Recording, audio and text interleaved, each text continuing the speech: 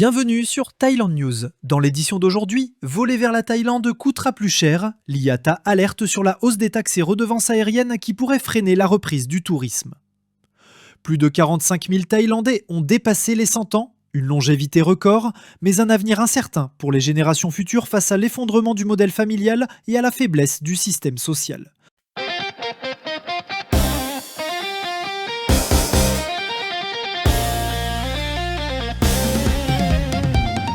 Voler vers la Thaïlande pourrait bientôt coûter plus cher.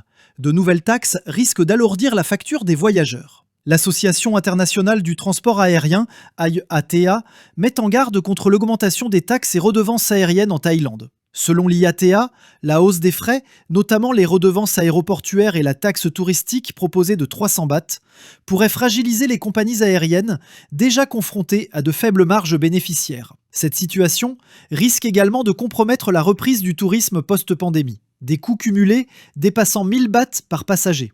Sheldon He, vice-président régional de l'IATA pour la région Asie-Pacifique, a déclaré « La Thaïlande s'attend à de nombreuses taxes aériennes cette année ou dans les années à venir, d'après les discussions récentes avec les acteurs du secteur et les compagnies aériennes thaïlandaises. Parmi ces mesures, la taxe touristique de 300 bahts, 7,87 €, l'augmentation des frais de service passagers d'AOT à 730 bahts, 19,16 €, la proposition de la CAAT d'augmenter les frais de voyage international de 15 bahts, 0,39 €, soit un total estimé à 1045 bahts, 27,42 €. Aeronautical Radio of Thailand envisage également d'augmenter les redevances de navigation aérienne pour les compagnies. Le bureau de l'immigration réfléchit, lui, à une hausse des frais d'inspection des avions en heures supplémentaires.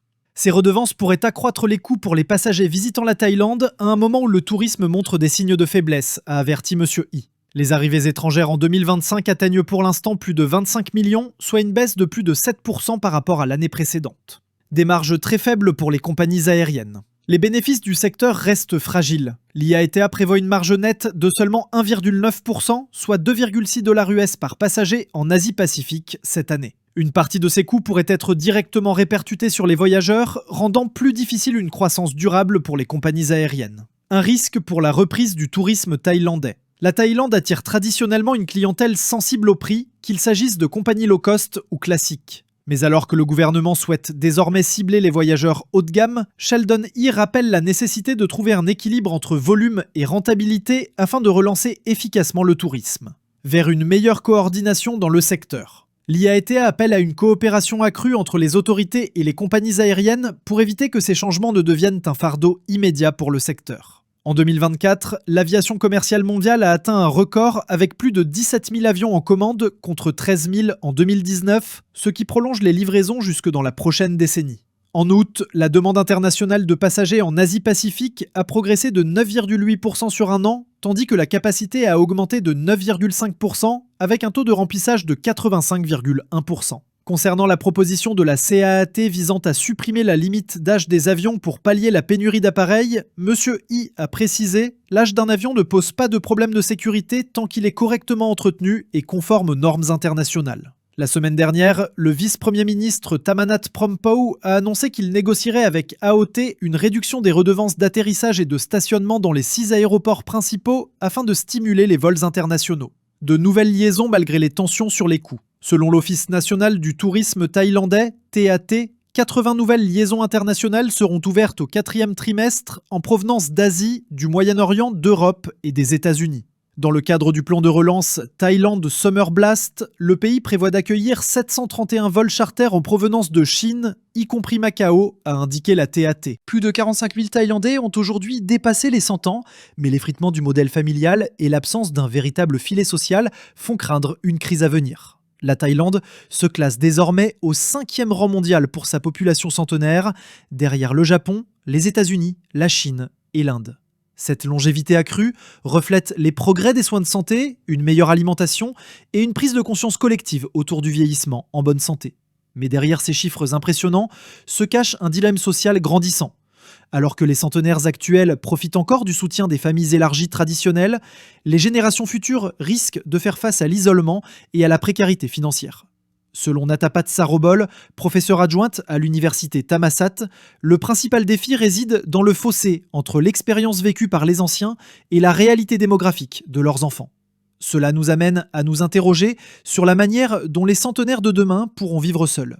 Cette évolution appelle à une révision nationale des systèmes de retraite, d'autonomie et de protection sociale.